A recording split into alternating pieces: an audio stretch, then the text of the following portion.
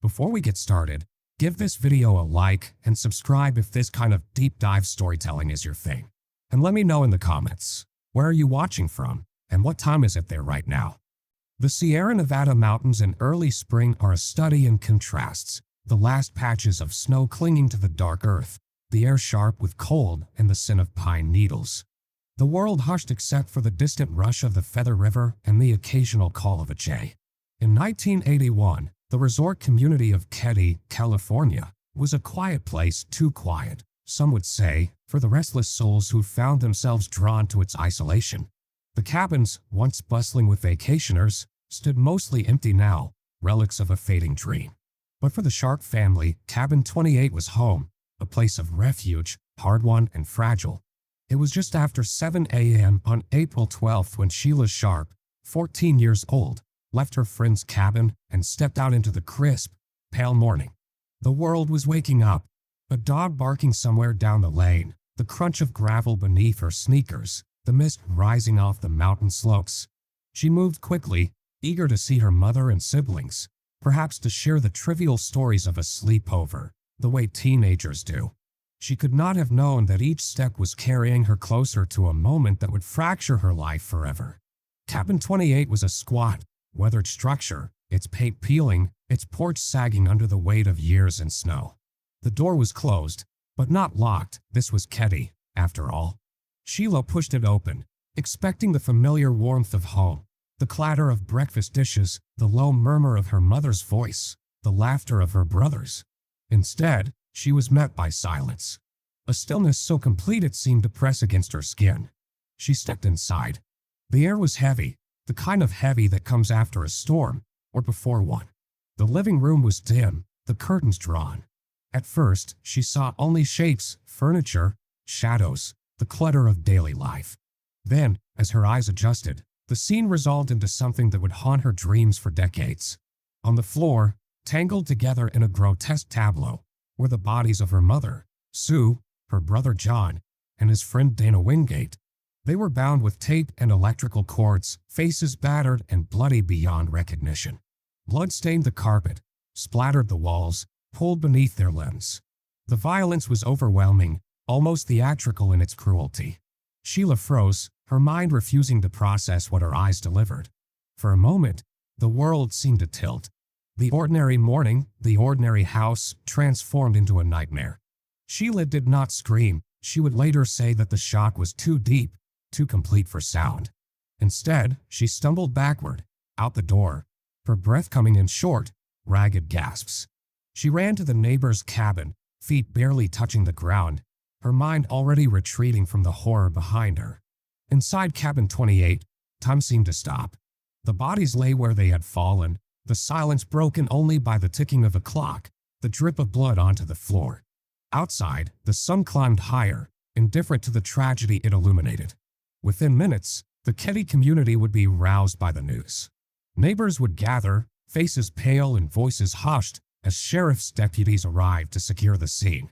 The first responders would later speak of the oppressive sense of dread that hung over the cabin, the feeling that evil had come to this quiet place and left its mark. For Sheila, the moment would become a point of no return, the end of innocence, the beginning of a lifetime spent searching for answers that would never come.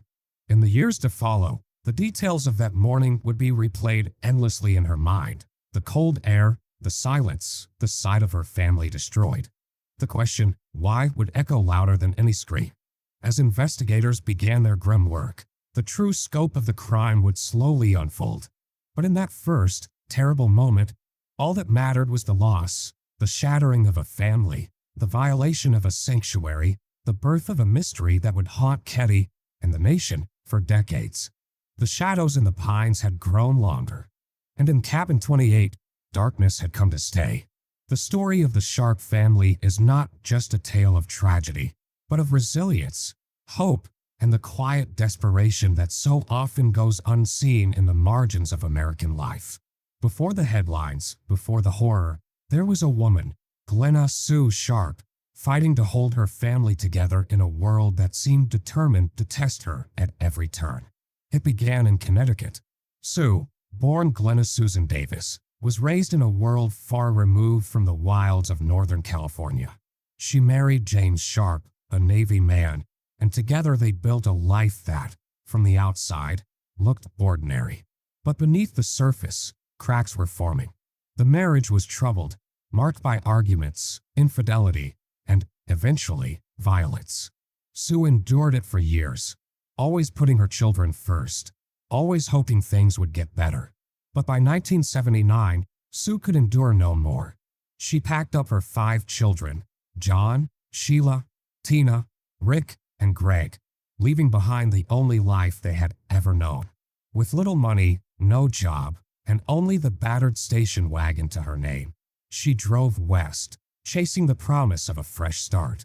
California was supposed to be a land of opportunity, a place where the past could be left behind.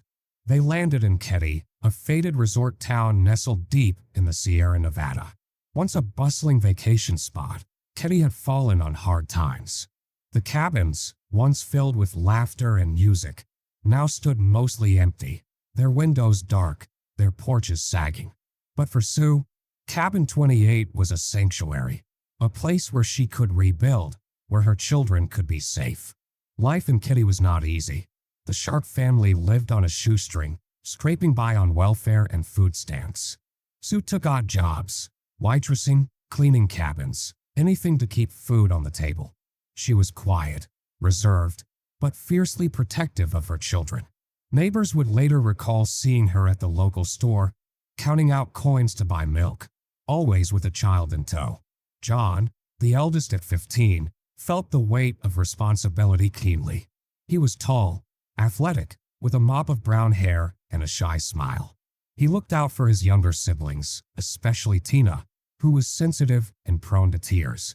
Sheila, just a year younger than John, was Sue's confidant, a bright, thoughtful girl who dreamed of becoming a nurse. Rick and Greg, the youngest, were inseparable, their days filled with games and mischief. Despite the hardships, there were moments of joy. The family would gather around the battered kitchen table for dinner, sharing stories and laughter. On warm evenings, they would walk down to the creek, the children skipping stones across the water while Sue watched from the bank, a rare smile on her lips. In those moments, the pain of the past seemed to recede, replaced by something like hope. But the shadows were never far away. Keddie was a place where secrets festered, where poverty and isolation bred resentment and suspicion. The Sharp family, outsiders in a tight-knit community, were often the subject of gossip. Some whispered about Sue's decision to leave her husband, about the men who sometimes visited Cabin 28. Others resented the family's reliance on government assistance. Sue did her best to shield her children from the whispers, but she could not shield them from the reality of their circumstances. The boys were hand-me-downs, their shoes patched and worn. The girls shared a bedroom, their privacy sacrificed for the sake of togetherness.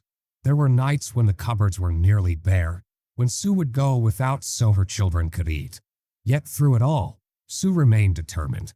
She enrolled in business classes at Feather River College, hoping to build a better future. She encouraged her children to dream, to believe that their lives could be different. She was not perfect. There were moments of frustration, of exhaustion, but she never gave up. Neighbors would later remember Sue as quiet but kind, a woman who kept to herself but was always willing to lend a hand. She was not one to complain, not one to ask for help. She bore her burdens in silence, her strength evident only to those who looked closely. The Sharp family's life in Keddie was a study in contrasts, poverty and hope, struggle and resilience, fear and love. They were a family like so many others, doing their best in a world that offered few guarantees. They had come to Keddie seeking safety, a place to heal.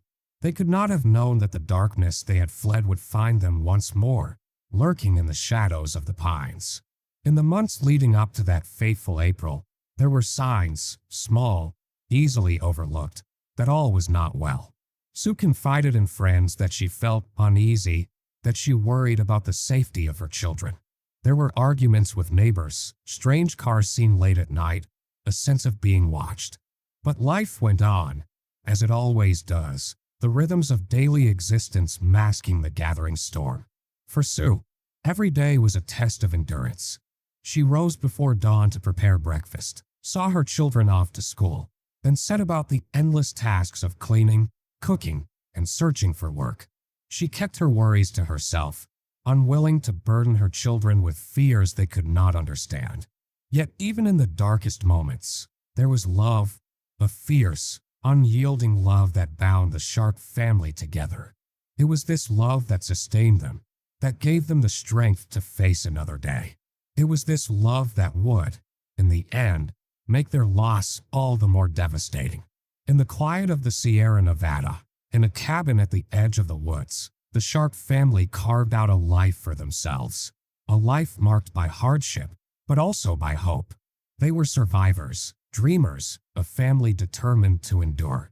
And though their story would end in tragedy, it is this spirit, the spirit of Glenna Sue Sharp and her children, that endures, a testament to the strength of the human heart in the face of unimaginable darkness. The night before the world changed for the Sharp family was, by all outward appearances, unremarkable, a patchwork of small routines, laughter, and the quiet comfort of togetherness. If there were omens, they were lost in the ordinary rhythms of a Saturday in early spring. The Sierra air was crisp, carrying the scent of pine and wood smoke, and the cabins of Keddie, scattered among the trees, glowed with the soft yellow of electric light. Inside cabin 28, Glenna Sue Sharp moved through the familiar choreography of motherhood. The kitchen was alive with the clatter of dishes and the low hum of conversation. Sue, her hair pulled back and her face tired but gentle, prepared a simple dinner: hamburger, potatoes, canned vegetables.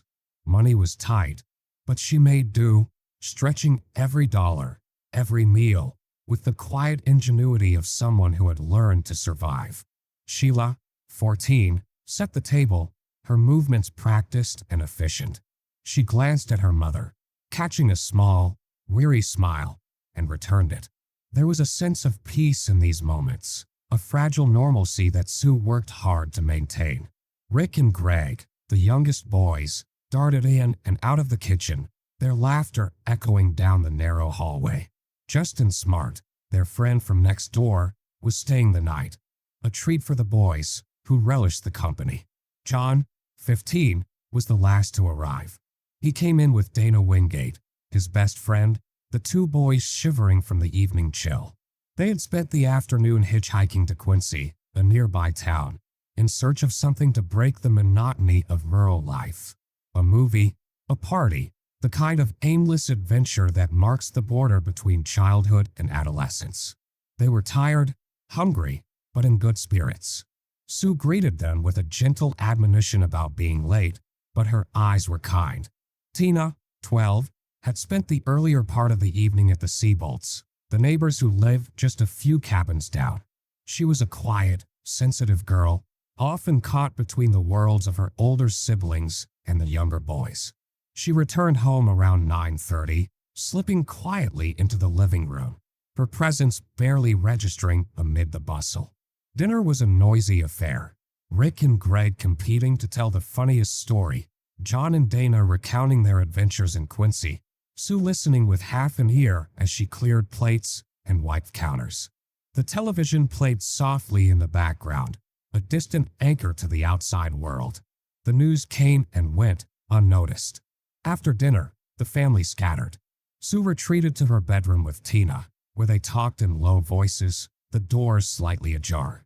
John and Dana took over the living room, sprawling on the worn couch, their conversation drifting from music to girls to the future. The boys, Rick, Greg, and Justin, claimed the small bedroom at the back of the cabin, their laughter and whispers muffled by the thin walls. Sheila, eager for a change of scenery, left for the Seabolts cabin, where she would spend the night. She hugged her mother, ruffled Rick's hair, and promised to be back early. Outside, the night was cold and silent, the only sound the crunch of gravel beneath her feet. Inside cabin 28, the hours slipped by. Sue checked on the boys, tucking them in, smoothing their hair, whispering goodnight. She lingered in the doorway, watching them for a moment. 3 small bodies curled beneath mismatched blankets, safe and warm. In the living room, John and Dana were still awake, their voices low, the glow of the television flickering across their faces. At some point, the cabin grew quiet. Sue turned off the lights, checked the locks, and retreated to her room. The wind picked up outside, rattling the windows, but inside, the Sharp family slept, each in their own world, each carrying their own dreams and worries. There was nothing extraordinary about the night. No arguments, no visitors, no sense of impending doom. If there were shadows lurking at the edge of the woods, they went unnoticed. If danger crept closer, it was silent, invisible, biding its time. For the Sharp family, it was just another night in Keddie, a night like any other, filled with the small joys and sorrows of ordinary life. They could not have known that it would be their last. Morning in the Sierra Nevada is a slow, deliberate thing. The sun pushes through the pines in pale shafts, dew beads on the needles, and the silence is broken only by the distant call of a jay or the crunch of gravel beneath careful feet. On April 12, 1981, Sheila Sharp moved through that silence, the world still caught between night and day. She had spent the night at the Seabolt's cabin, a safe haven just steps away from her own home, and now, as she made her way back to cabin 28, she was thinking only of the ordinary. Breakfast, chores, the lazy promise of a Sunday morning. Sheila's sneakers left faint prints in the dust as she crossed the lot. The cabins, scattered and weathered, seemed to doze beneath the trees. She paused at her own porch, noticing nothing amiss, the door closed, the curtains drawn against the morning light. She reached for the handle, expecting the familiar creak, the warmth of her family just beyond. But when the door swung open, she stepped into a silence that was wrong. It was not the hush of sleep or the quiet of a house at rest. It was heavy, suffocating, a silence that pressed in on her chest and made her breath catch. She called out a tentative "Mom," but the only answer was the ticking of the wall clock, the faint hum of the refrigerator. She took a step forward. The living room was dim, the curtains filtering the light into gray shadows. At first, she saw only shapes, the couch, the battered coffee table, the clutter of shoes and jackets. Then, as her eyes adjusted, the scene resolved itself, and her world shattered. There, sprawled across the floor in a tangle of limbs and blood and horror, were her mother, Sue, her brother John, and Dana Wingate. They were bound, wrists and ankles lashed with medical tape and electrical cords. Their faces were battered, unrecognizable, mouths twisted in silent screams. Blood stained the carpet, pulled beneath them, spattered the walls in arcs that told of violence beyond imagining. For a moment, Sheila could not move. The details seared themselves into her mind, the way her mother's hair fanned out on the floor, the unnatural angle of John's arm, Dana's face turned toward the wall. The room smelled of copper and fear and something else, something animal, primal. The air was thick, almost unbreathable. Sheila's mind rebelled, refusing to accept what her eyes insisted was true. She stumbled backward, her hand flying to her mouth, a strangled sound escaping her lips. She did not scream, could not scream. The shock was too deep, too complete. She fled, out the door, across the porch, her feet barely touching the steps as she ran to the Seabolt's cabin, her voice finally breaking free in a desperate, incoherent cry. Inside cabin 28, time seemed to stop. The bodies lay where they had fallen, the silence broken only by the ticking clock, the slow drip of blood onto the floor.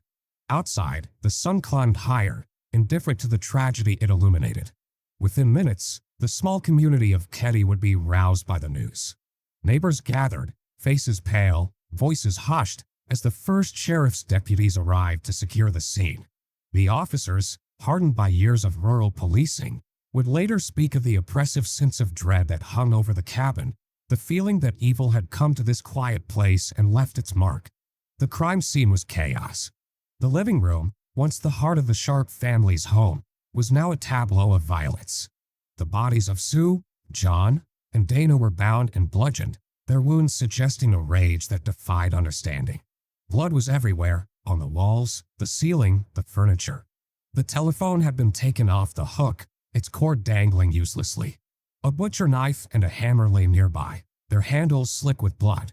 In the back bedroom, a miracle. Rick, Greg, and Justin Smart were found unharmed, still asleep or pretending to be, their small bodies curled beneath the blankets. They had heard nothing, seen nothing, or so they claimed.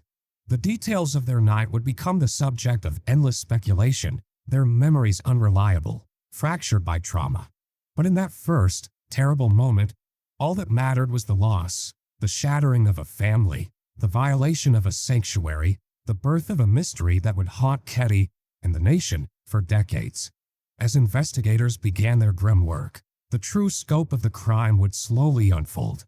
But for Sheila, the moment of discovery would become a point of no return, the end of innocence, the beginning of a lifetime spent searching for answers that would never come. The question, why, would echo louder than any scream.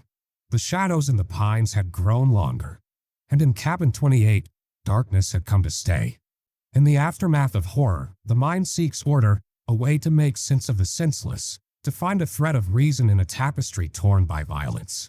For the three boys who survived that night in Cabin 28, Rick Sharp, his younger brother Greg, and their friend Justin Smart, the world would never be the same. They were found alive, yes, but what they carried out of that bedroom was a burden that would shadow them for the rest of their lives. The back bedroom was small, barely large enough for two twin beds and a battered dresser.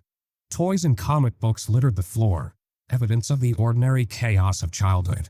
On the night of April 11th, 1981, it was a sanctuary, three boys, safe beneath a fortress of blankets, whispering secrets and stories long after they were supposed to be asleep.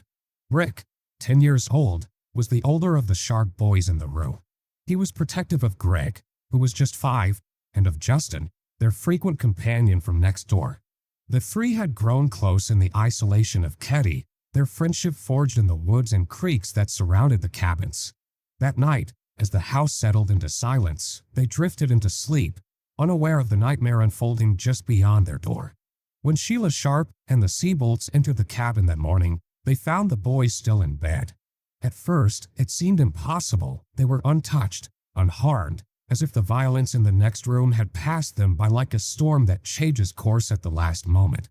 But as the adults gathered them up, carrying them out into the pale morning light, the truth became apparent. The boys were not unscathed. They were in shock, their eyes wide and unfocused, their voices small and uncertain. The deputies who arrived at the scene would later recall the strangeness of it, the way the boys clung to one another, the way they flinched at sudden movements or loud noises. Rick was silent, his face pale, his hands shaking. Greg cried quietly, his small body trembling in his brother's arms. Justin, whose mother lived just next door, seemed dazed, unable to answer even the simplest questions. In the days that followed, the boys' memories would become the subject of intense scrutiny. Investigators, desperate for answers, pressed them for details. Had they heard anything? Seen anything? The boys' stories shifted, fractured by fear and confusion. Sometimes they claimed to have slept through the night, oblivious to the horror in the next room. Other times, especially Justin, they spoke of dreams, fragments of images and sounds that seemed to bleed into waking memory. Justin's account was the most troubling. In one version, he described waking in the night to the sound of voices, angry, urgent, unfamiliar. He said he saw Sue and two men in the living room, saw violence, saw Tina being led out the back door. But when pressed, his story changed, details slipping away like water through his fingers. Was it a dream? A memory? Or something conjured by the terror of what he'd survived? For Rick and Greg, the trauma manifested in silence. They withdrew, refusing to speak of that night, their grief and fear locked behind a wall that no one could breach. Their mother was gone, their brother dead, their world shattered. The adults around them, police, social workers, relatives, could offer little comfort. The boys were moved from place to place, their lives upended once more, the security of family replaced by the cold routines of foster care and interviews. The community of Keddie, already reeling from the brutality of the murders, struggled to comprehend the fate of the survivors. Some whispered that the boys must have known more than they were saying, that their silence was a shield against some unspeakable truth. Others pitied them, seeing in their haunted eyes the true cost of violence. For years, the question would linger. How had they survived? Had the killer spared them intentionally, or had they simply been overlooked in the chaos? Psychologists would later explain that trauma, especially in children, can fracture memory, splintering it into shards that are difficult, if not impossible, to piece together. The boys' confusion, their shifting stories, were not evidence of deceit, but of wounds too deep for words. They had survived, yes, but survival came at a price. As the investigation dragged on, the boys grew up in the shadow of the crime. Rick and Greg struggled with nightmares, with anger, with the ache of loss that never quite faded. Justin moved away with his family, his life forever marked by the events of that night. None of them would ever truly escape Cabin 28. The memories, blurred and broken, would follow them into adulthood, a constant reminder of the night when innocence was lost and the world became a far darker place. In the years to come, the story of the Keddie Cabin Murders would be told and retold, the details picked over by investigators, journalists, and amateur sleuths. But for Rick, Greg, and Justin, the story was not just a mystery to be solved. It was a wound, a scar that would never fully heal. And so the boys survived, carrying with them the weight of what they had seen and what they could not remember. In the quiet of the Sierra Nevada, in the shadow of the pines, 3 children emerged from the darkness of Cabin 28, alive, but forever changed. The call came in just after 8 a.m., shattering the quiet of a Sunday morning in Plumas County. The dispatcher's voice was tense, clipped. There had been a murder at the Keddie Resort, Cabin 28. Within minutes, the first sheriff's deputies were speeding along the winding mountain roads, the blue and red of their lights flickering through the pines. For the officers who arrived, the scene that awaited them would become a memory they could never shake. The front porch of Cabin 28 was already crowded with neighbors, faces pale, voices hushed, children held back by trembling hands. The Sharp family's home, so ordinary in its shabbiness, had become the epicenter of chaos.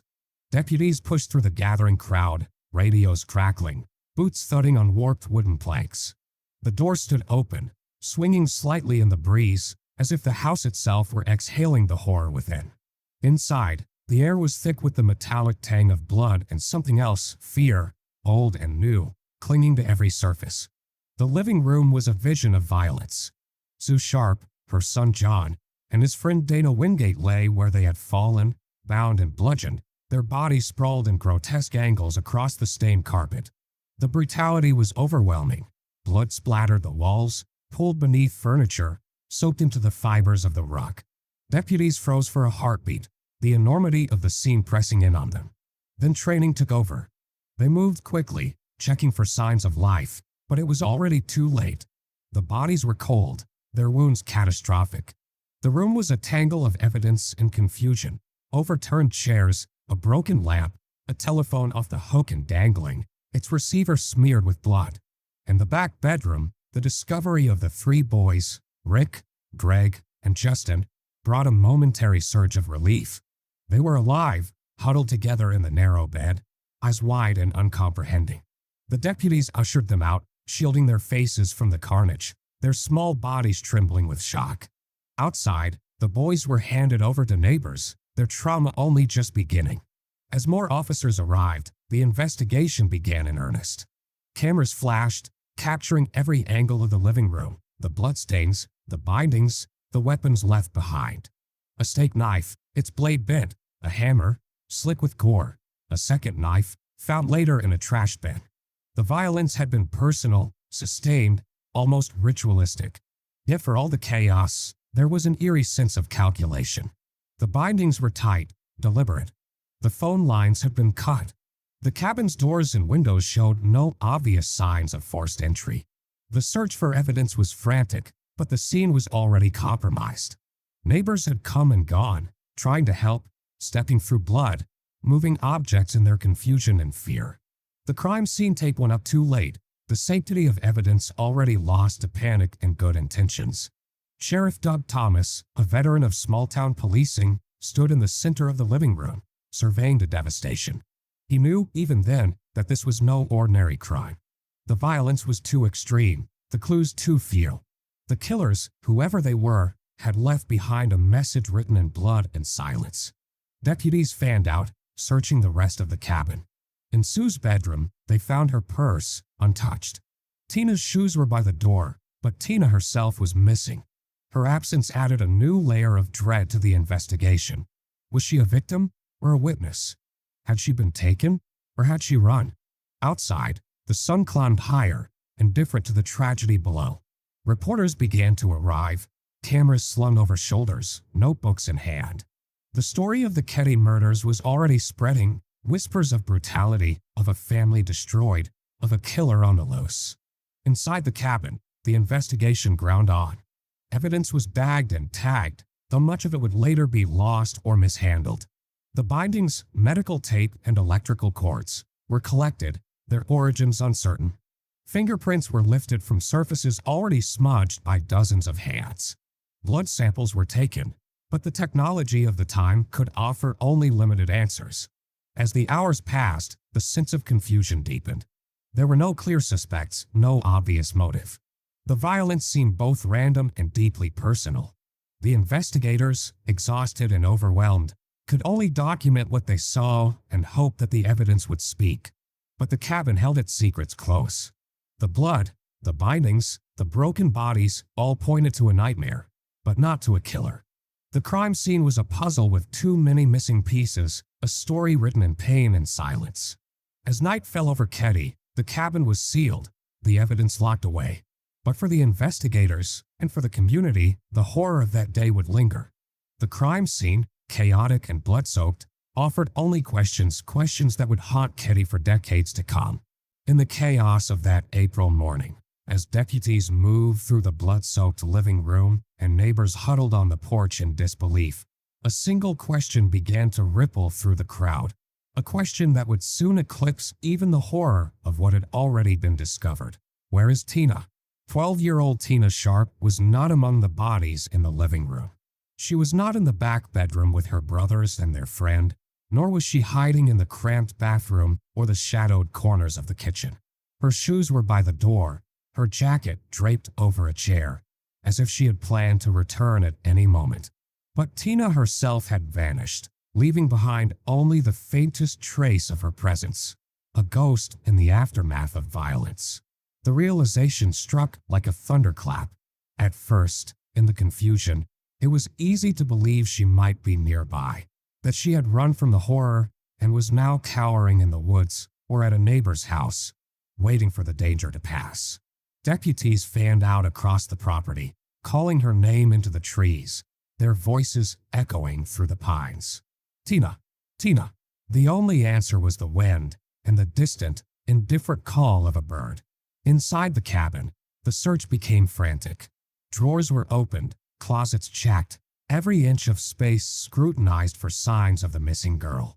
The adults tried to shield the surviving boys from the worst of it, but their fear was contagious, a rising tide that swept through the house and out into the community. The word spread quickly. Tina Sharp was missing, and with that, the sense of tragedy deepened into something darker, more urgent. The horror was not over. It was still unfolding. Sheriff's deputies and volunteers formed search parties, combing the woods and creek beds, their boots sinking into the soft spring earth. They called her name until their voices were hoarse, searching for any sign, a footprint, a scrap of clothing, a broken branch. Helicopters circled overhead, their rotors chopping the morning air, but from above, the forest was a sea of green, impenetrable and silent. Every minute that passed without a sign of Tina sharpened the panic. Theories multiplied. Had she witnessed the murders and fled in terror? Had she been taken, dragged from her home by the same hands that had destroyed her family? Or was she, even now, lying injured somewhere in the woods, waiting for help that would not come? Inside the command post hastily set up in the Keddie Lodge, investigators pored over maps and timelines, trying to reconstruct the hours between the last time Tina was seen and the moment her absence was discovered. The timeline was maddeningly vague.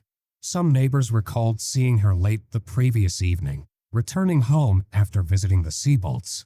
Others thought they had heard her voice, faint and uncertain, in the early hours of the morning. But no one could say for sure. As the day wore on, the search expanded. Bloodhounds were brought in, their noses pressed to Tina's clothing, but the dogs lost the scent at the edge of the property, where the gravel road met the woods. It was as if she had vanished into thin air, swallowed by the forest or spirited away by forces unseen. For Sue Sharp's surviving children, the uncertainty was unbearable. Sheila, still reeling from the shock of what she had witnessed, clung to the hope that Tina was alive, that her sister had escaped, and would soon come running back through the door. Rick and Greg, too young to understand the full horror, asked again and again where Tina had gone, their voices small and frightened. In the community, fear took root and grew. Parents kept their children close. Doors were locked for the first time in years, and the woods that had once been a playground became a place of menace. Rumors spread like wildfire. Strangers seen in the area, suspicious cars on the highway, dark figures moving through the trees at night. Everyone had a theory, and no one had answers. For the investigators, the missing girl changed everything. What had seemed at first like a brutal, senseless act of violence was now something else. A crime with a living victim, a mystery that demanded resolution. The search for Tina became a race against time, a desperate effort to bring her home before it was too late. But as the hours turned to days, and the days to weeks, hope began to fade. The search parties dwindled, the helicopters moved on, and the Sharp family's tragedy slipped from the headlines. Tina's disappearance became a question without an answer, a wound that would never heal. In the years to come, her absence would haunt the investigation, casting a shadow over every theory, every suspect, every false lead. The missing girl became a symbol of all that was lost in Cabin 28. Not just the lives that were taken, but the innocence, the certainty, the belief that some horrors could be explained. And so, in the heart of the Sierra Nevada, as the pines whispered and the shadows lengthened, the question remained, where is Tina? The sun had barely crested the ridgeline when the investigation into the Keddie murders officially began, but already the sense of urgency was palpable. The Plumas County Sheriff's Office, more accustomed to handling bar fights and the occasional burglary, now found itself at the epicenter of a crime that defied comprehension. The shock that rippled through the small team of deputies was matched only by the confusion that greeted them at every turn. From the outset, the scene was a tangle of contradictions. 3 bodies, bound and bludgeoned, lay in the living room, evidence of a violence so personal, so sustained, that it seemed impossible the killers could have left without leaving a trace. Yet as the hours ticked by, it became clear that the crime scene, though chaotic and blood-soaked, offered precious little in the way of concrete leads. Deputies fanned out across the property, their radios crackling with updates and requests for backup. The cabin was cordoned off, but not before neighbors and family members had already trampled through the living room, their footprints mingling with those of the killers. Evidence was bagged and tagged, but the process was haphazard, gloved hands picking up objects that might have been crucial, then setting them down again in new places. The sense of order that investigators craved was lost in the first frantic hours. Sheriff Doug Thomas stood in the doorway, his face drawn, his eyes scanning the room for answers that refused to materialize. He directed his deputies to canvass the area, to knock on every door, to ask every neighbor what they had seen or heard. But the responses were as varied as they were vague. Some residents claimed to have heard nothing, no screams, no struggle, nothing to suggest that 3 people were being murdered just yards away. Others thought they had seen strange cars in the area, headlights flickering between the trees, but could offer no details. Inside the command post hastily established in the Keddie Lodge, maps were spread across tables, timelines scrawled on chalkboards. Investigators debated theories in hushed voices. Was this the work of a stranger, passing through the mountains in the dead of night? Or was the killer someone local, someone who knew the family, who knew the rhythms of their lives and the vulnerabilities of their home? The lack of forced entry suggested familiarity, but the sheer brutality of the attack hinted at something deeper, rage, perhaps, or desperation. The bindings, made from medical tape and electrical cords, were both improvised and meticulous, as if the killers had come prepared but had also been forced to adapt. The weapons, a hammer, a steak knife, a second knife found later, were taken from the cabin itself, or brought in and left behind, their handles slick with blood. The missing girl, Tina, added a layer of urgency and dread. Every hour that passed without a sign of her deepened the sense of failure that hung over the investigation. Deputies combed the woods, their voices echoing through the trees, but found nothing. Bloodhounds picked up a scent, only to lose it at the edge of the property. It was as if Tina had vanished into thin air. As the day wore on, the investigation stalled. There were no fingerprints that matched anyone in the local database, no footprints that could be definitively tied to a suspect.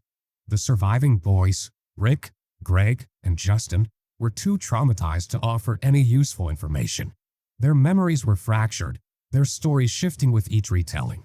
Justin, in particular, seemed to hover on the edge of revelation, sometimes describing dreams that blurred into memories, sometimes falling silent altogether. The lack of leads bred frustration and suspicion. Rumors began to swirl about strangers seen in the area, about feuds within the community, about secrets that the Sharp family might have been keeping. Every neighbor became a potential suspect, every friend a possible accomplice. The investigators, already stretched thin, struggled to separate fact from fiction, truth from rumor. Forensic technology in 1981 was limited. Blood samples were collected, but DNA analysis was still years away. The best investigators could do was compare blood types, hoping for a match that never came. The bindings were sent to the state lab, but yielded no usable prints. The weapons, though covered in blood, offered no clues as to who had wielded them. Interviews with potential witnesses yielded little. Some neighbors recalled hearing muffled voices or a thump in the night, but nothing that stood out as unusual. Others admitted to seeing unfamiliar cars, but could not describe them in any detail. The sense of confusion deepened, the investigation mired in uncertainty. As night fell, the weight of the day's failures pressed down on Sheriff Thomas and his team. The crime scene, once so full of promise, now seemed to mock their efforts. The killers had come and gone, leaving behind only chaos and pain. The missing girl was still missing. The Sharp family's tragedy was complete, and the investigation had barely begun. In the days and weeks to come, the investigation would expand. State and federal agencies would be called in. New theories would be proposed and discarded. Suspects would be questioned and released.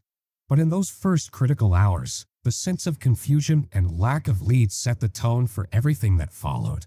The Keddie Murders would become a case defined not by what was found, but by what was missing, a mystery that would haunt investigators and the community for decades to come.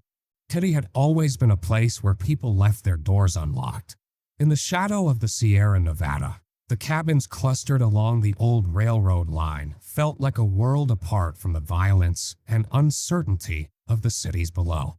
Neighbors knew each other by name.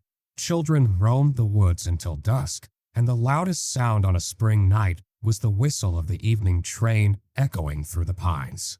But after the murders at Cabin 28, all that changed in a single, shuddering moment. As word of the crime spread, the resort community was seized by a fear it had never known. The news traveled fast, passed from porch to porch, whispered in the aisles of the general store, relayed in urgent phone calls from one cabin to the next. By noon, everyone in Keddie knew. 3 people had been slaughtered in their home, a child was missing, and the killers were still out there. The sense of safety that had defined Keddie evaporated overnight. Doors that had never known a lock were bolted shut. Curtains were drawn tight, even in daylight. Children were kept indoors, forbidden to wander the woods or ride their bikes down the gravel lanes. Parents watched the tree line with narrowed eyes, every shadow now a potential threat. The woods, once a playground, became a borderland of fear. Suspicion settled over the community like a fog. The violence was so extreme, so intimate, that many believed it had to be the work of someone local, someone who knew the Sharps, who knew the rhythms of Keddie life. Neighbors eyed each other warily, conversations growing clipped and cautious. Old grudges resurfaced, and every odd behavior was scrutinized. Was it the drifter who'd been seen near the railroad tracks? The handyman with a temper? The neighbor who kept to himself, who never quite fit in? Rumors multiplied with every retelling. Some said they'd seen strange cars on the highway late at night, headlights flickering between the trees. Others whispered about arguments at the bar, about debts unpaid, about secrets hidden behind the thin walls of the cabins. Every theory seemed plausible, and none could be proven. The lack of answers only deepened the paranoia. The general store became a gathering place for anxious speculation. Customers lingered by the counter, trading stories and fears. The owner, who had known the Sharks as regulars, shook his head in disbelief. "It could have been any of us," he muttered, echoing the thought on everyone's mind. The idea that violence could erupt so suddenly, so close to home, was almost too much to bear. For some, the fear turned inward, manifesting as guilt or regret. Had they missed a warning sign? Had they failed to protect their neighbors, their community? Others grew angry, demanding answers from the sheriff's deputies, from anyone who would listen. Why hadn't the police done more? Why weren't there any arrests? In the evenings, families huddled together in their living rooms, the news flickering on black and white televisions. Reporters from Quincy and beyond descended on Keddie, their vans parked along the narrow roads, their cameras capturing the faces of a community in shock. The outside world watched as Keddie's grief and fear played out in real time. A small town suddenly thrust into the national spotlight. Vigils were held for the victims, candles flickering in the cold mountain air. Prayers were offered for Tina's safe return, for justice, for peace. But beneath the surface, the sense of unity was fragile. The murders had exposed the fault lines in Keddie's close-knit fabric, and nothing would ever be quite the same. As days turned to weeks, the initial shock gave way to a grinding anxiety. The investigation seemed to stall, and the killer remained at large. The residents of Keddie learned to live with a new kind of vigilance, checking locks twice, peering into the darkness before stepping outside, teaching their children to be wary of strangers. The sense of innocence, once taken for granted, was gone. And so Keddie waited for answers, for justice, for the return of a missing child. But mostly, the community waited for the day when fear would loosen its grip and life in the shadow of the pines could begin again. Until then, suspicion lingered in every glance, and the memory of what had happened in Cabin 28 haunted every silent night. In the days following the discovery of the bodies in Cabin 28, the shock that had paralyzed Keddie began to give way to a grim, clinical necessity. The brutality of the crime demanded answers, and so the bodies of Glenna, Sue Sharp, her son John, and Dana Wingate were taken from the small mountain community to the Plumas County morgue in Quincy. There, under the harsh glare of fluorescent lights, the story of their final hours would be written in wounds and blood. The autopsy room was cold, the air tinged with antiseptic and dread. Dr. Thomas, the county coroner, was a man accustomed to death in its many forms: accidents, illness, the occasional suicide that marked the lonely corners of rural life. But nothing had prepared him for what he would find on those steel tables. Sue Sharp was laid out first. She was 36, but the violence visited upon her made her seem ageless, almost unrecognizable. Her wrists and ankles bore deep ligature marks from the medical tape and electrical cords that had bound her. Her face was a mask of trauma, multiple blows to the head, a deep laceration across her throat, bruises and abrasions that spoke of a desperate struggle. There were defensive wounds on her hands and arms, proof that she had fought, fiercely, for her life and for her children. The coroner's report would later note the overkill apparent in Sue's injuries. She had been beaten with both a hammer and the butt of a rifle, her skull fractured in several places. The knife wound to her throat had been delivered with such force that it nearly decapitated her. There was evidence that she had been gagged, her mouth taped shut, but the tape had been removed, perhaps by the killer, perhaps in the chaos after death. John Sharp, just 15, had suffered a similar fate. His body was found near the front door, as if he had tried to escape or confront the intruder. He had been bound at the ankles and hands, his face battered almost beyond recognition. The autopsy revealed multiple blows to the head, consistent with a hammer or similar blunt instrument. Like his mother, John bore defensive wounds, cuts and bruises on his forearms and hands, silent testimony to his final, futile resistance. Dana Wingate, John's friend, was 17. He had come to Cabin 28 for a night of teenage camaraderie, but found only horror. His injuries were as severe as the others, bound, beaten, and strangled. The coroner found evidence that Dana had been manually strangled, his neck bruised, and his hyoid bone fractured. He, too, had suffered multiple blows to the head, and there were signs that he had been moved after death, dragged or repositioned by the killers as they staged the scene. The violence was not random, nor was it the work of a single, frenzied outburst. The wounds were deliberate, methodical, almost ritualistic in their repetition. The bindings were tight, the weapons chosen and wielded with purpose. There was no evidence of sexual assault, but the brutality itself suggested a deep, personal rage, a desire not just to kill, but to destroy. The autopsies also revealed a chilling detail: the presence of blood on the soles of the victims' feet. This suggested that at least some of them had been alive and moving after the attack began, stumbling through the living room in a desperate attempt to escape. Blood spatter analysis indicated that the killings had taken place over a period of time, not in a single, explosive moment. The killers had lingered, taking their time, ensuring that no one survived. In addition to the wounds inflicted by the hammer and knife, there were other injuries, bruises, abrasions, small cuts, that hinted at a prolonged struggle. The victims had not gone quietly. They had fought, tooth and nail, against overwhelming odds. The living room, with its overturned furniture and blood-stained walls, bore witness to their final stand. For the investigators, the autopsy reports were both a roadmap and a dead end.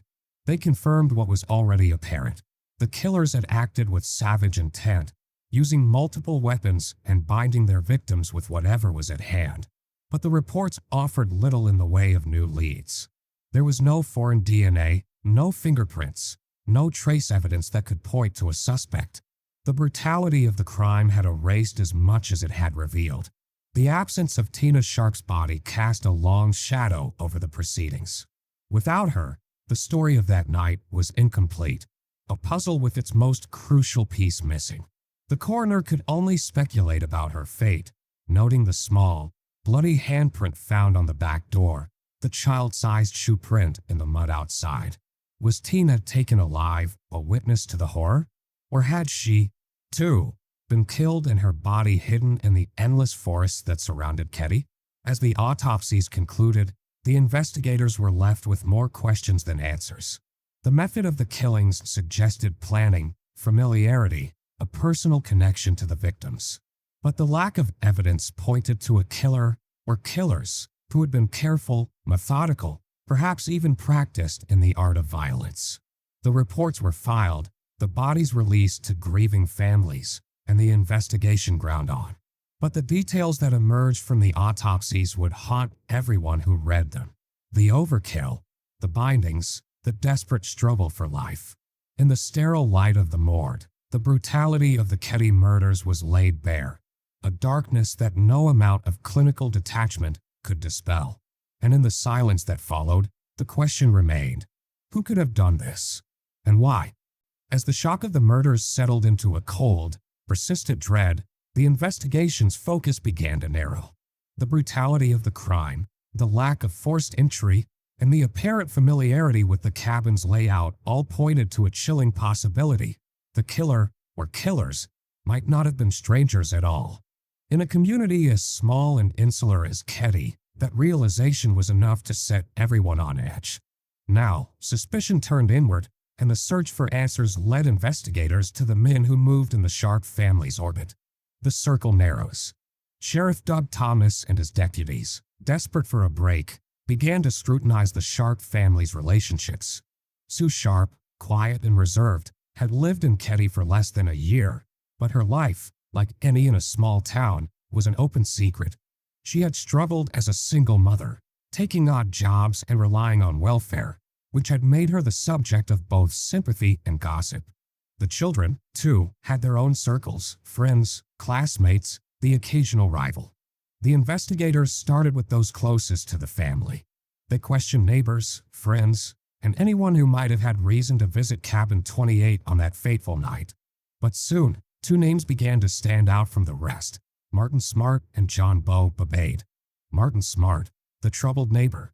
Martin Smart was, by all appearances, an ordinary man, a former cook at the Keddie Lodge, a neighbor whose son Justin was one of the boys who survived the night in Cabin 28.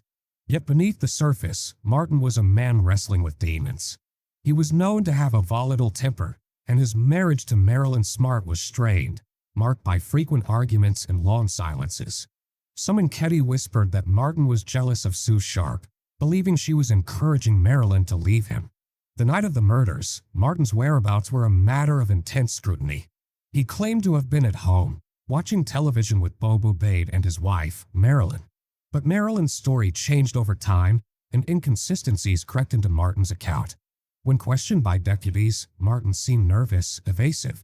He volunteered information that hadn't been asked for, and at times, appeared to be steering the investigation away from himself.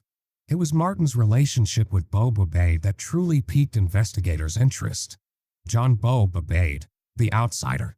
Beau Babade was a drifter, a man with a shadowy past who had arrived in Keddie only weeks before the murders.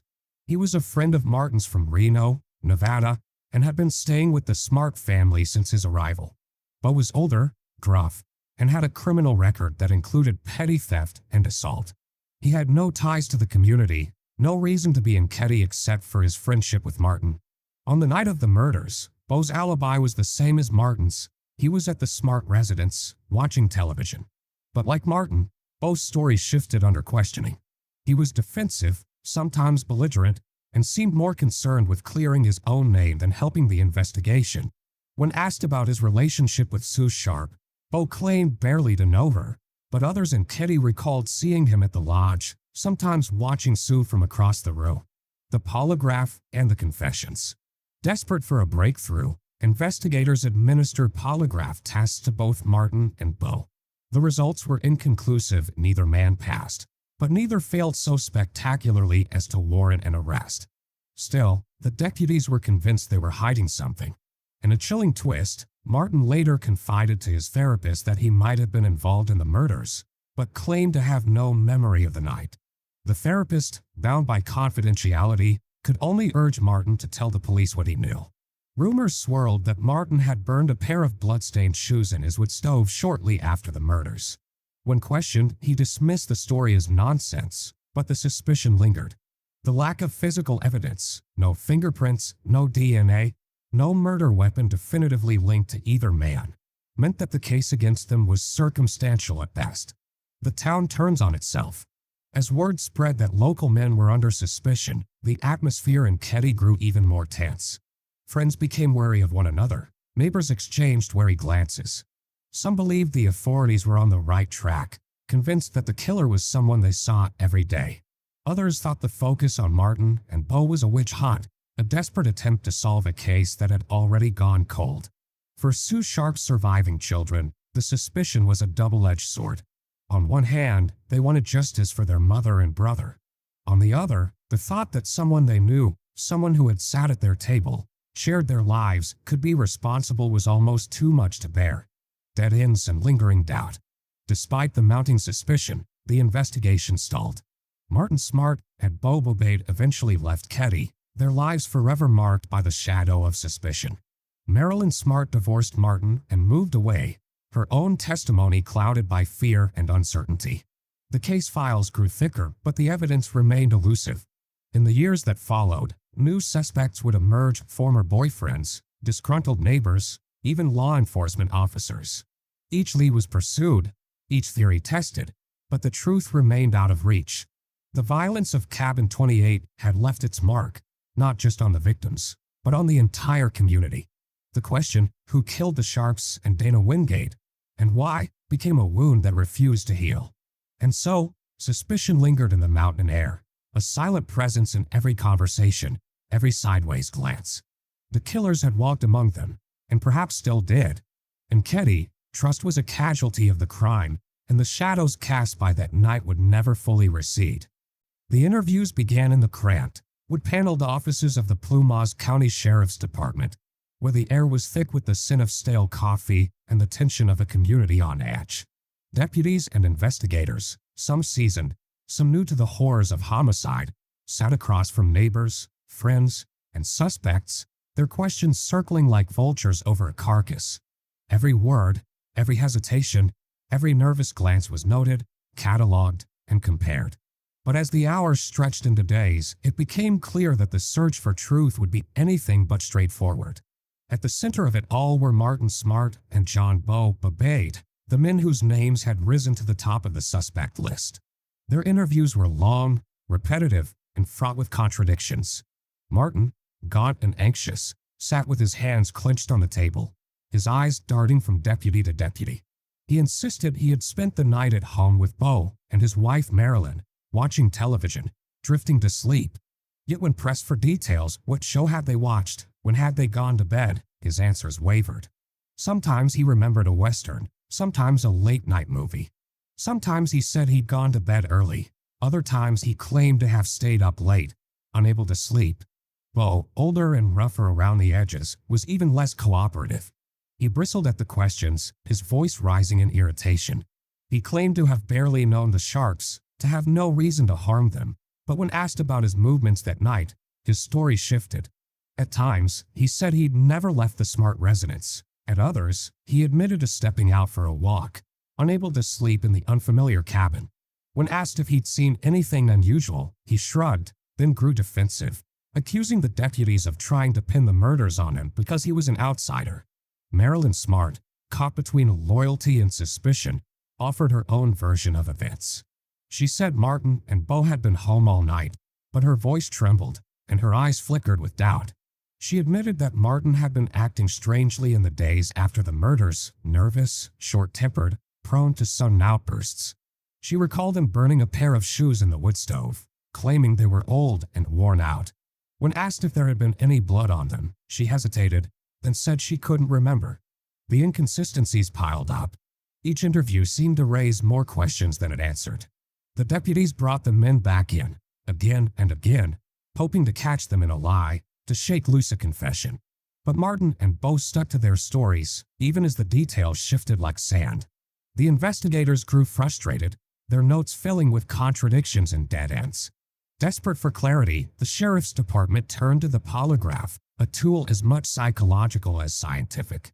Martin was strapped to the machine, the wires and sensors amplifying his anxiety. The examiner asked the same questions, over and over. Where were you that night? Did you enter cabin 28? Did you kill Sue Sharp and the others? The needles jumped, the paper spooled out in jagged lines. The results were inconclusive. Martin failed some questions, passed others. The examiner could only shrug.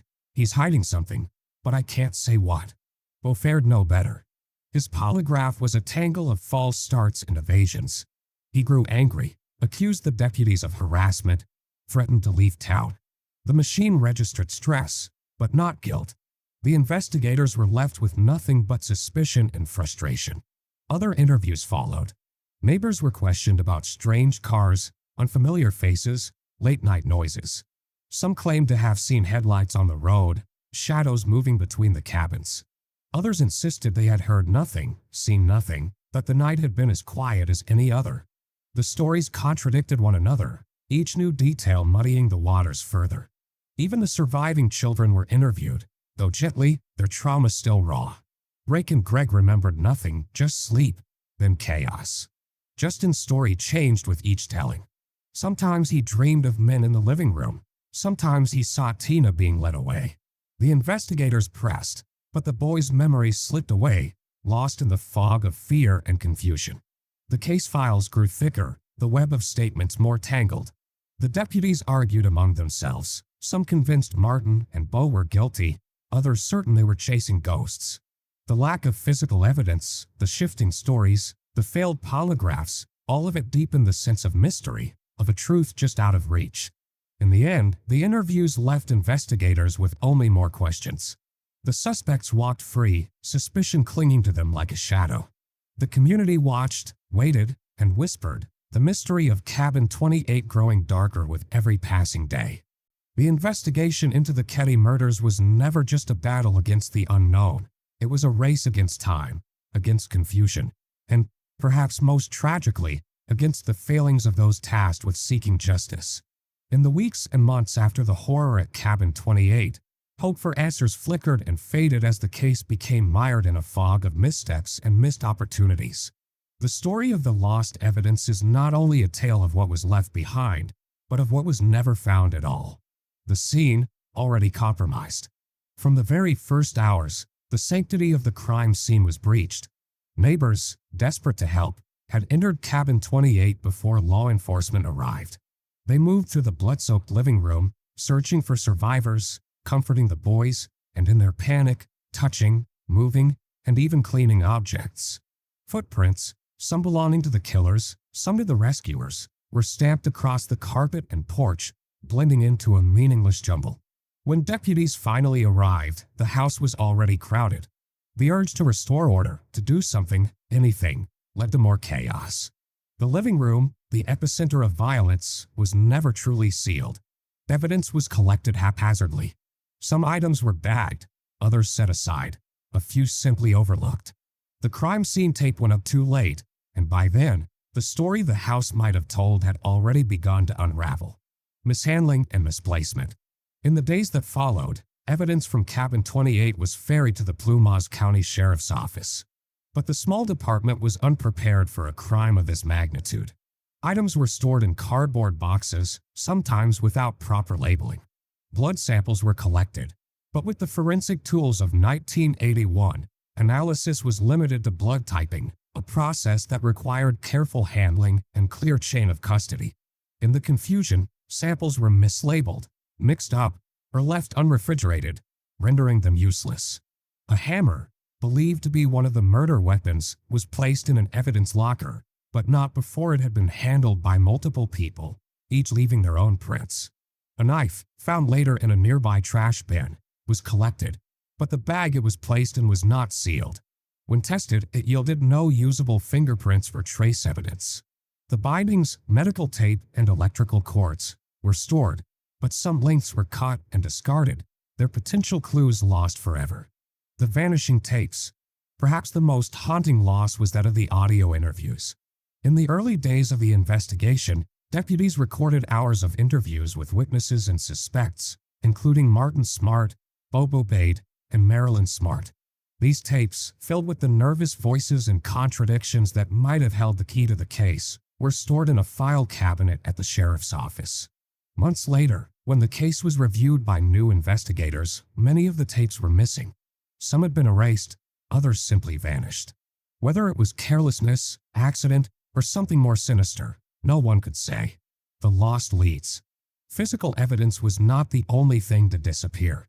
Tips from the community, reports of strange cars, unfamiliar faces seen near the cabin, suspicious behavior, were written down on slips of paper and stuffed into overstuffed folders.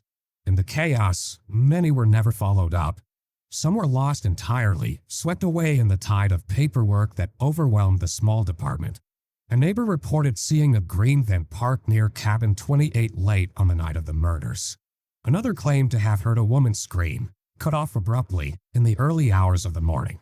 These leads, promising at first, were buried beneath the weight of more urgent demands. By the time investigators circled back, the trail had gone cold. The missing jacket and the uncollected prints. One of the most perplexing losses was that of Tina's jacket. It was seen on a chair in the living room the morning after the murders, but when investigators returned to collect it as evidence, it was gone. No one could say who had moved it or why. It was never found. Fingerprints, too, were a casualty of the chaos. The cabin was dusted, but the results were inconclusive. The surfaces had been touched by so many hands, family, friends, neighbors, deputies, that any prints left by the killers were lost in a sea of smudges. Some prints were lifted and sent to the state lab, but the cards were mislabeled, the prints too partial to be useful. Years later, when advances in forensic science made DNA analysis possible, investigators discovered that many of the original samples had been contaminated or destroyed. The shadow of doubt. For the families of the victims, the knowledge that evidence had been lost, mishandled, or ignored was a wound that never healed. Each new revelation, each missing tape, each vanished item was a reminder that justice might have been within reach if only the investigation had been handled with more care. For the investigators, especially those who joined the case years later, the lost evidence was a source of endless frustration. They pored over the files, searching for clues that no longer existed, haunted by the knowledge that the answers they sought might have been lost forever in the first chaotic days. Theories and whispers. In the years that followed, some whispered that the loss of evidence was no accident. Theories abounded that someone within law enforcement had ties to the suspects, that evidence was deliberately destroyed to protect the guilty, that the truth was buried not just by time, but by design. These rumors only deepened the sense of betrayal and suspicion that hung over Keddie. The unsolvable puzzle. The Keddie murders remain, to this day, one of the most confounding cold cases in American history. The lost evidence is more than a footnote. It is a central part of the tragedy, a reminder that justice is not only a matter of catching the guilty, but of preserving the truth. In the end, the story of Cabin 28 is as much about what was lost as what was found. The answers, perhaps, were there all along, written in blood, whispered in interviews, hidden in the fibers of a jacket or the hiss of an erased tape. But now they are gone, scattered like ashes in the mountain wind, leaving only questions and the echo of what might have been. The forests of Northern California are vast and unyielding, their silence broken only by the wind in the pines and the distant rush of mountain streams. For years, those woods had held their secrets close, none more haunting than the fate of 12-year-old Tina Sharp. In the aftermath of the Keddie murders, her disappearance had become the singular, aching question that lingered in every conversation, every investigation, every sleepless night. The search parties had scoured the ravines and creek beds, called her name into the shadows, and returned empty-handed. As the seasons turned and hope faded, Tina became less a missing person than a ghost, her absence a wound that would not heal. But time, as it sometimes does, brought a cruel answer. It was April 1984, 3 years almost to the day since the murders, when a bottle collector hiking near Feather Falls, over 30 miles from Keddie, paused on a remote stretch of forest floor. The woods here were dense, tangled with undergrowth, the kind of place where few people ventured without purpose. The man's eyes caught on something pale amid the leaves, a fragment of bone, unmistakably human. He hesitated, then looked closer, and saw more, scattered remains, small and brittle, half buried in the duff. There was a child's skull, a jawbone, vertebrae. Nearby, scraps of faded clothing and a pair of children's shoes lay tangled in the brush. The authorities were called, and soon the site was swarming with deputies and forensic technicians. The bones were carefully gathered, each piece tagged and documented. The earth sifted for anything that might offer a clue. The remains were sent to the state crime lab, where forensic odontologists and anthropologists began the painstaking work of identification. Dental records, compared against those of the missing girl from Keddie, confirmed what many had feared but few had dared to say aloud. The remains belonged to Tina Sharp. The news swept through Plumas County like a cold wind. For the Sharp family survivors, it was a second loss, no less devastating for being expected.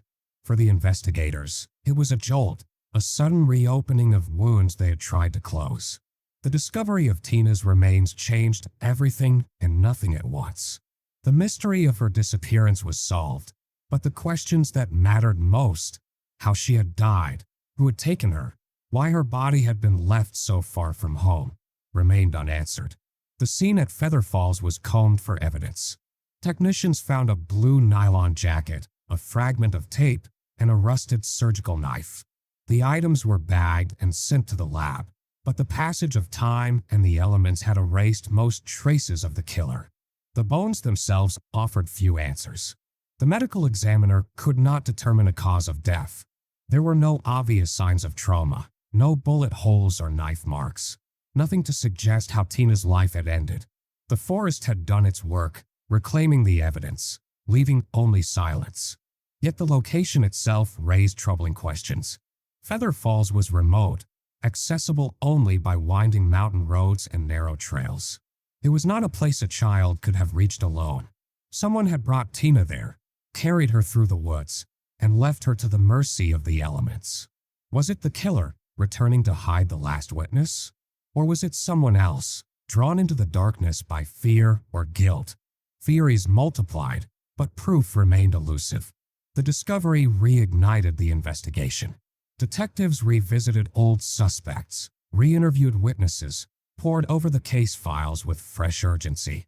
The press returned to Keddie, their headlines filled with the tragedy of a girl lost and found.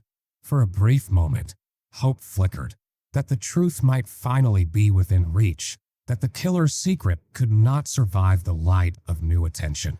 But time, once again, was the enemy. The evidence was thin, the leads cold.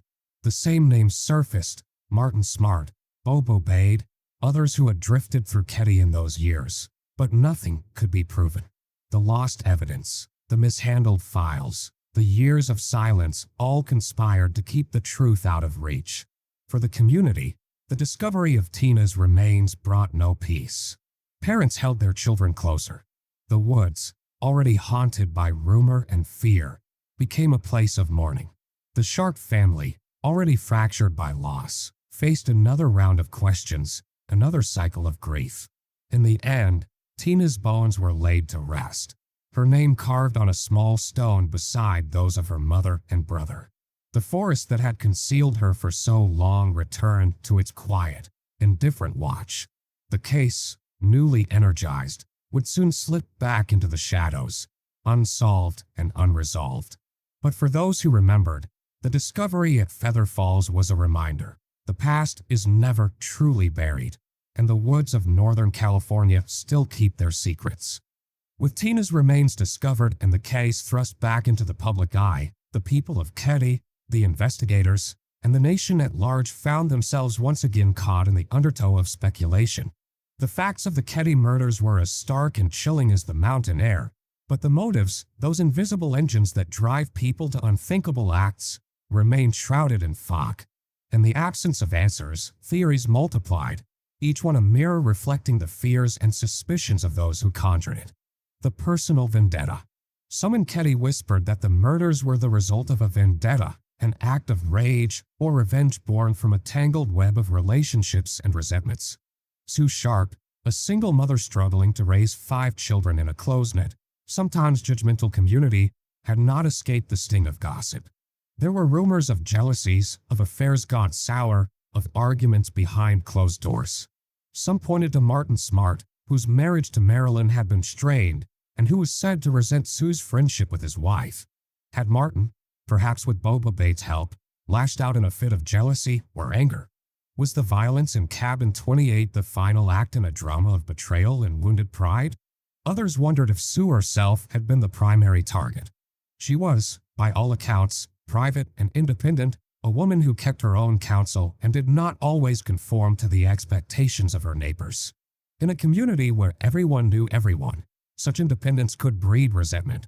Was Sue's murder a message, a warning to others who might defy the unspoken rules of small-town life? The random killer. But not everyone believed the answer lay so close to home. Some theorized that the Keddie murders were the work of a drifter, a stranger passing through the mountains who saw an opportunity for violence and took it.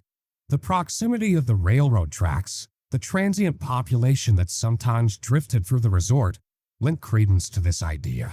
Perhaps the killers had no connection to the Sharps at all, perhaps they were simply in the wrong place at the wrong time, victims of a random act of brutality.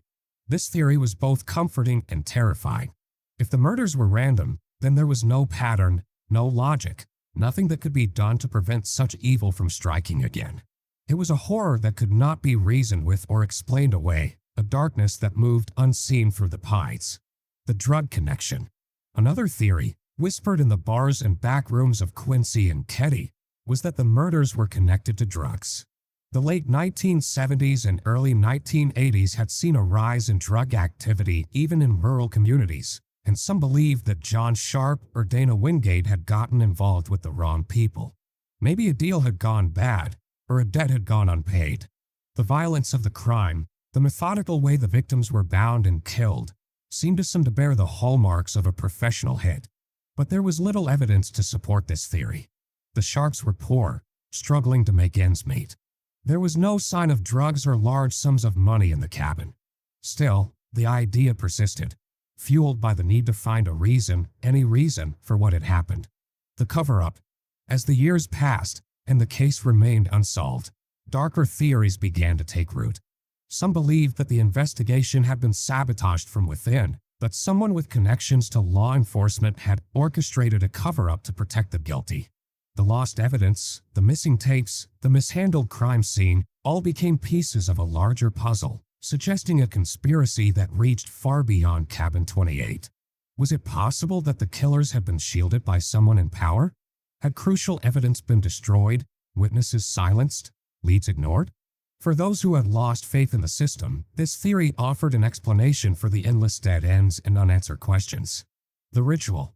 A few, their imaginations stoked by the brutality of the murders and the eerie isolation of the setting, whispered of something more sinister, an act of ritual, a killing meant to serve some dark purpose. The bindings, the overkill, the missing child all took on a symbolic weight in these tellings. Perhaps the murders were not personal at all, but part of something larger, something unknowable. The toll of uncertainty. Each theory, each rumor, was a way of wrestling with the unbearable uncertainty that had settled over Keddie. For the families of the victims, for the investigators who had devoted years to the case, for the community that had never truly recovered, the proliferation of motives was both a comfort and a curse. Every new idea offered hope, a chance that the truth might finally be revealed.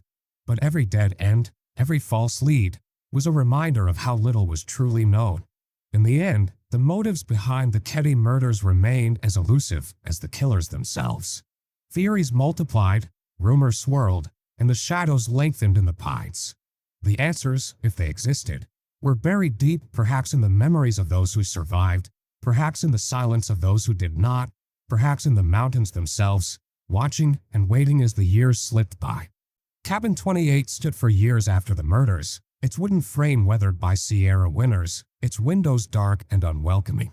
In the months and then years that followed the crime, it became more than just a building, it became a monument to dread, a physical embodiment of everything that had gone wrong in Keddie, and a magnet for questions that would never be answered. For the families of the victims, the cabin was a wound that refused to heal.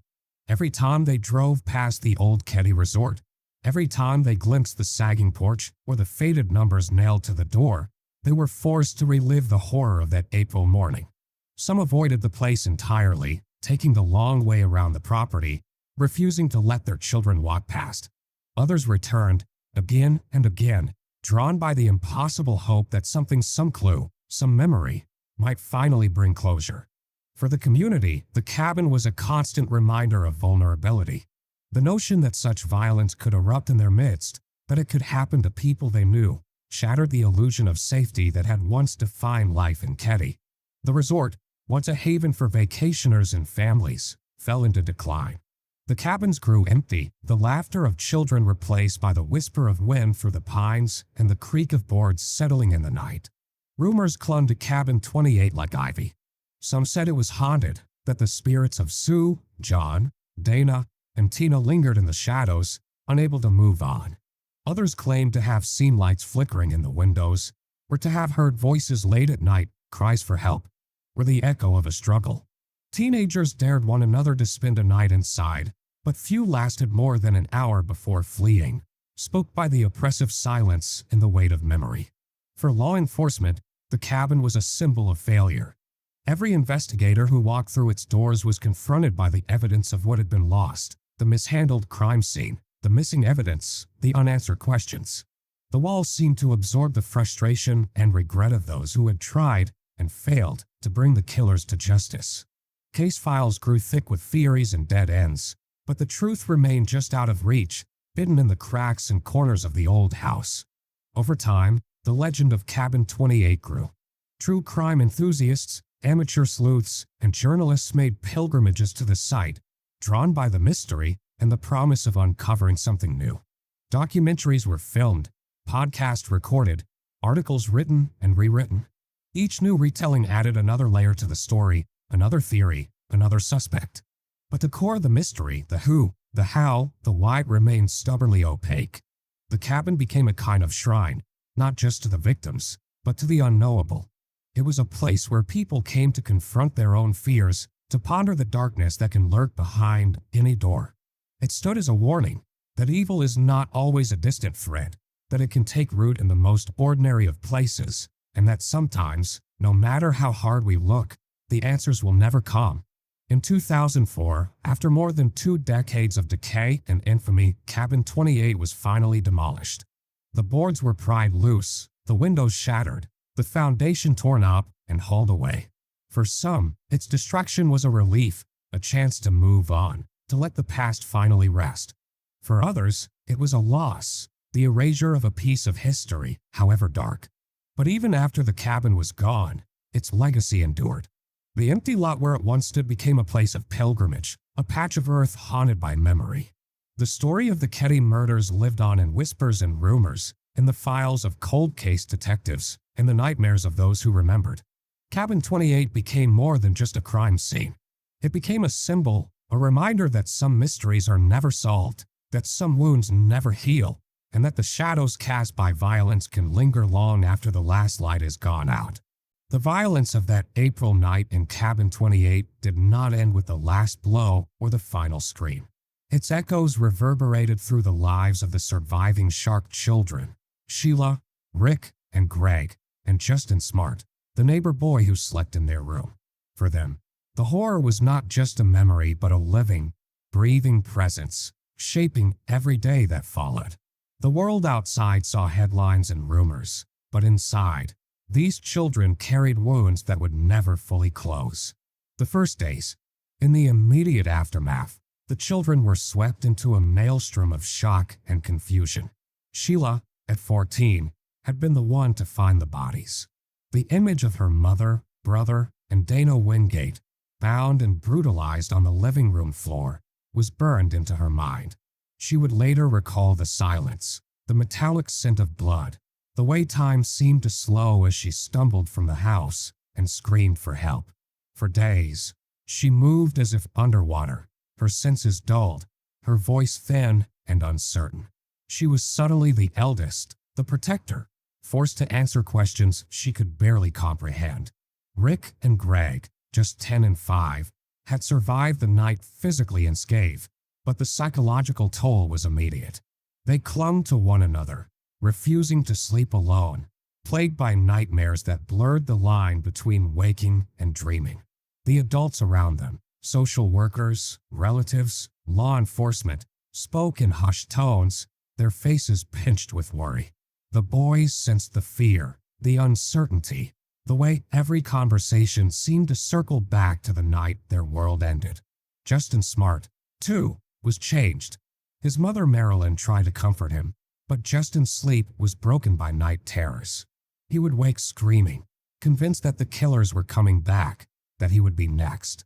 His memories of the night were fragmented, shifting between dreams and reality. Sometimes he saw shadows in the room, heard voices in the dark, felt hands pulling him from bed. He could not say what was real and what was imagined, and the adults' questions only made it worse. The long shadow. As the days turned to weeks, and the weeks to years, the trauma did not fade. It changed shape, becoming a constant companion. Sheila, thrust into a world of loss and responsibility, struggled to find her footing. She was haunted by guilt for surviving, for not being there to protect her family, for every moment of happiness that followed. She cycled through foster homes and relatives' houses, always an outsider, always the girl from the murder house. School was a minefield of whispers and stares. Friends drifted away, unsure of what to say, how to act around someone who had seen so much. Rick and Greg grew up in the shadow of violence. They became wary, quick to anger, slow to trust. Sleep was elusive, and when it came, it brought dreams of blood and fear. They struggled in school, their grades slipping, their tempers short. Counselors tried to help, but the boys were reluctant to talk, afraid that speaking the truth would make it real again. The world seemed divided into before and after, and the after was a place where nothing felt safe. Justin's trauma was compounded by the suspicion that swirled around his family. His father, Martin Smart, was a suspect, and the tension in the Smart household was palpable. Justin withdrew, his laughter rare, his eyes wary. He was questioned again and again by police and psychologists, his memories picked apart until he no longer trusted them. He grew up with the knowledge that his family's name would always be linked to the murders, that he would never truly escape the shadow of Cabin 28. The search for healing. Over the years, the surviving children each sought healing in their own way. Sheila became an advocate for victims' families, speaking out about her experiences, determined to turn her pain into purpose. She wrote, she spoke, she tried to build a life that was not defined by tragedy. But the scars remained. Anniversaries brought fresh waves of grief, and every new article or documentary about the case reopened old wounds. Rick and Greg struggled with relationships, with trust, with the legacy of violence. They moved often, searching for a place where the past could not find them. Some years were better than others. There were moments of peace, of laughter, of hope. But the trauma was always there, just beneath the surface, waiting to be triggered by a sound, a smell, a memory. Justin, too, sought distance from Keddie. He changed his name, tried to start over. But the past was always there, a weight he carried in silence. He struggled with depression, with anxiety, with the knowledge that he had survived when others had not. The unanswered questions. For all the children, the greatest wound was the absence of answers. The case remained unsolved, the killers unpunished. The questions, why, who, how, became a refrain that haunted their dreams.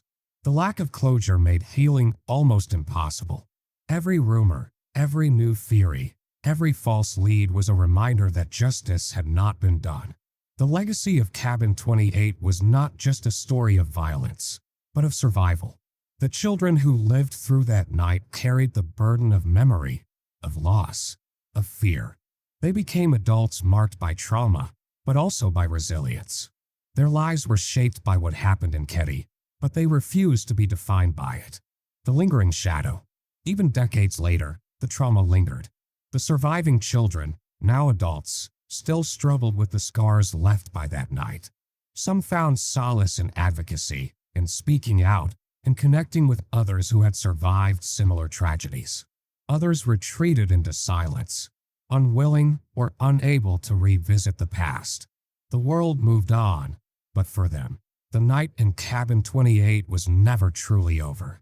The story of the Keddie murders is, in the end, a story of loss, not just of life, but of innocence, of safety, of certainty. For the surviving children, the trauma was a shadow that stretched across a lifetime, a reminder that some wounds never heal and some questions are never answered.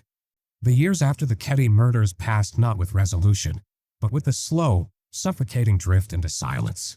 The seasons changed in the Sierra Nevada, the snow came and went, the pines grew taller, and the cabins of Keddie continued their quiet decay, but the shadow of Cabin 28 remained, stretching further with each unanswered question.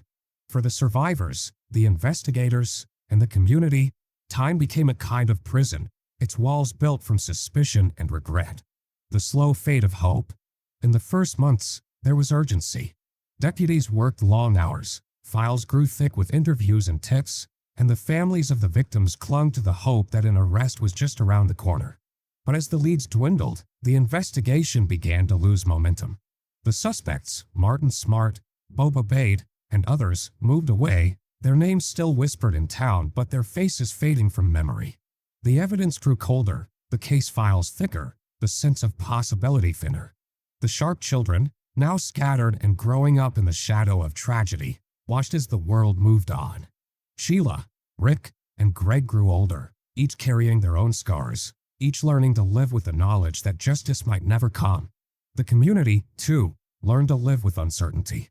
Doors remained locked, children were kept close, and the woods that once promised adventure now seemed to hold only secrets. Lingering suspicion. Suspicion never left Keddie. It clung to the survivors, to the families of the suspects, to anyone who had been near the resort that night. Every new rumor, every whispered theory was a reminder that the killer or killers might still be among them. Some believed the crime had been covered up, that someone in law enforcement had protected the guilty. Others were convinced it was a random act, a horror that could never be explained. Theories multiplied, but answers did not. For law enforcement, the case became a burden. New deputies inherited the files, flipping through yellowed pages and faded photographs, trying to make sense of a puzzle with too many missing pieces. Some tried to breathe new life into the investigation, but the lost evidence, the vanished tapes, and the passage of time made progress nearly impossible. The Keddie Murders became a cautionary tale, a reminder of how quickly a case can slip through your fingers, how easily the truth can be lost. The toll of uncertainty. For the surviving children, the cold case was a wound that never healed. Every year brought new anniversaries, new retellings, new hope that this time, someone would come forward, that this time, the truth would be revealed. But the years passed, and the phone never rang. The children became adults, their lives shaped by absence of family, of answers, of peace. The community, too, changed. The Keddie Resort fell into further disrepair, its cabins empty, its once busy lodge silent. The story of the murders became a kind of local legend, told in hushed voices to newcomers and children, a warning about the darkness that can lurk behind any door. But for those who remembered, it was not just a story, it was a scar, a reminder that justice is not guaranteed, that some crimes are never solved. Occasional flickers of hope. From time to time, the case would resurface.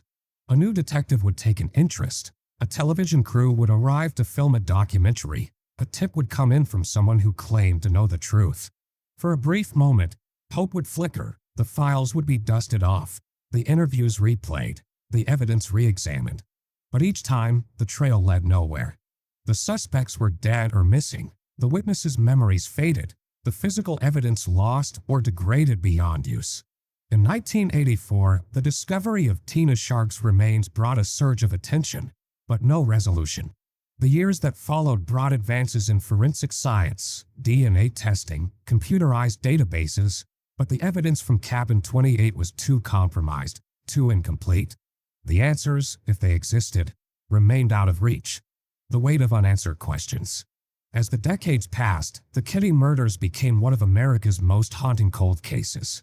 The questions who, why, how were asked again and again, but the silence that answered them was as deep and impenetrable as the forest that surrounded the resort. The case was featured in books, documentaries, podcasts, each new retelling adding another layer to the legend, but never uncovering the truth.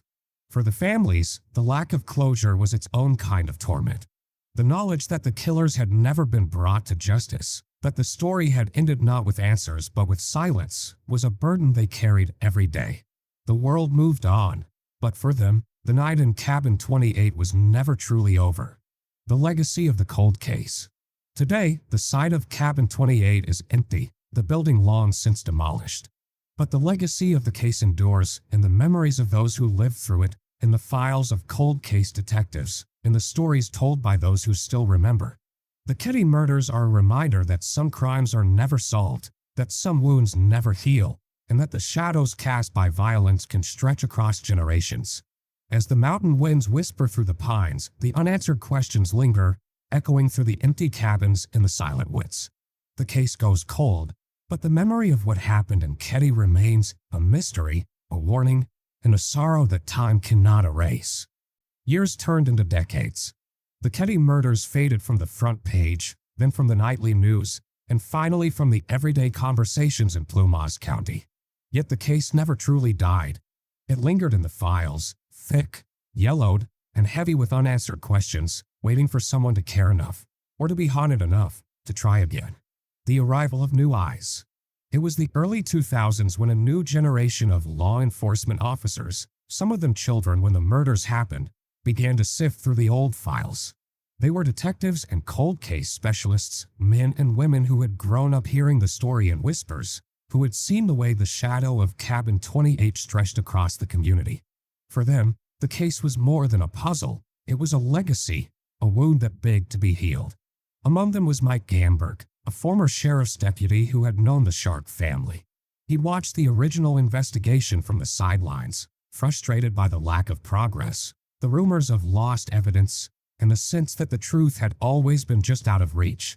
Now, with the authority to act and the benefit of modern technology, Gambard and his colleagues set out to do what their predecessors could not: solve the Keddie murders. Unsealing the past. The first step was to unseal the evidence. Boxes of files, tapes, and photographs were pulled from storage, some gathering dust in the sheriff's office, others nearly forgotten in the basements of state agencies. There were crime scene photos, brittle and faded, showing the chaos of Cabin 28. There were transcripts of interviews, some incomplete, others missing entirely. There were bags of physical evidence, bindings, weapons, straps of clothing, many of them improperly stored, some degraded by time. Yet there was hope. Advances in forensic science had transformed what could be done with even the smallest trace of evidence. DNA analysis, once a distant dream, was now a powerful tool. The new investigators set what they could to the lab: the bindings, the hammer, the tape, the fragments of bloodstained carpet. They hoped that somewhere in those fibers, a clue had survived, waiting for technology to catch up. Re-examining the suspects. The team also revisited the suspects. Martin Smart and Beau Babade were both dead, but their statements, polygraph results, and connections to the victims were scrutinized anew. Marilyn Smart, Martin's ex-wife, was interviewed again. With the passage of time, her memories had sharpened in some places, faded in others. She spoke of Martin's jealousy, of strange conversations, of her own suspicions that had grown over the years. The new detectives listened, cross-referenced her accounts with old reports, and tried to separate fact from rumor. They tracked down surviving witnesses, neighbors, and even the children who had lived through that night. Some were willing to talk, eager for closure. Others had spent years trying to forget, wary of reopening old ones. Every interview was a chance to fill in the blanks, to see the case from a new angle. Technology and new clues. The digital age brought new possibilities. Old audio tapes were digitized and enhanced, revealing details that had been muffled or missed. Crime scene photos were scanned and analyzed with software that could detect patterns invisible to the naked eye. The team mapped timelines, cross-checked alibis, and pored over phone records and utility bills, searching for anomalies. One breakthrough came when a piece of medical tape, used to bind the victims, was found to contain trace DNA. It was a partial profile, degraded by time, but it was more than the original investigators had ever had. The DNA did not match any of the victims or known suspects, but it was entered into national databases, waiting for a match that might someday come. The weight of the past. As the investigation progressed, the new detectives were struck by the weight of what had been lost. The mishandling of evidence, the missing tapes, the confusion of the original response, all had left scars that could not be erased. Yet they pressed on, driven by the memory of the victims and the hope that justice, however delayed, was still possible. The case drew renewed attention from the media. Documentaries and podcasts brought the story to a new generation, sparking tips and theories from across the country. Some were wild speculation, others tantalizingly plausible. Every lead was followed, every rumor checked, every possibility considered. A case still unsolved. Despite their best efforts, the new investigators faced the same obstacles as those before them. The suspects were gone, the evidence was thin, and the truth remained elusive. Yet their work was not in vain.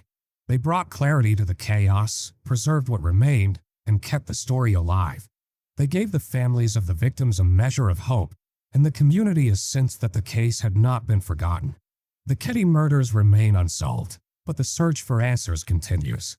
In the files of the Plumas County Sheriff's Office, in the memories of those who still care, and in the quiet determination of modern detectives, the legacy of Cabin 28 endures.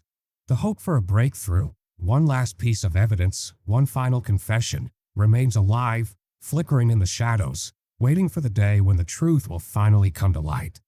The Sierra Nevada is a land of memory.